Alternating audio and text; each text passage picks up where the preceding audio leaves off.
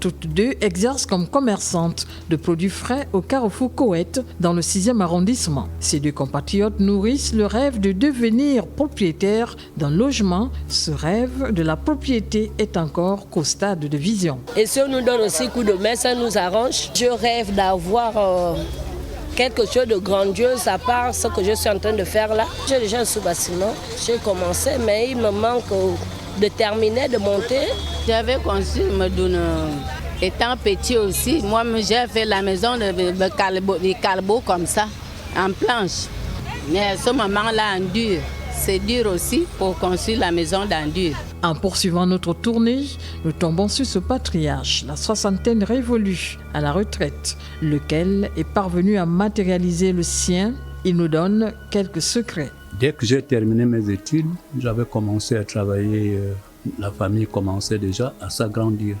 Il fallait que je prenne mes dispositions, mettre de côté des petits moyens chaque fin du mois, 15 000, 20 000. J'ai pu réaliser ça en 20 ans.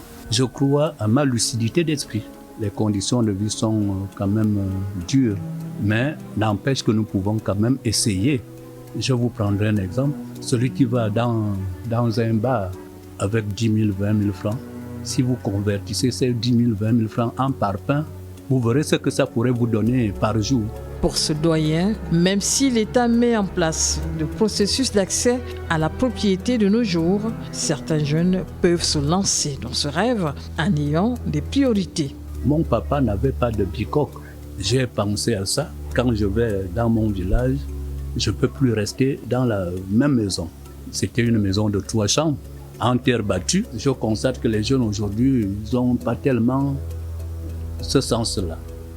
Donc, je demande aux enfants de prendre conscience de toutes ces situations-là, qui ne doivent pas se contenter de la vie ambiante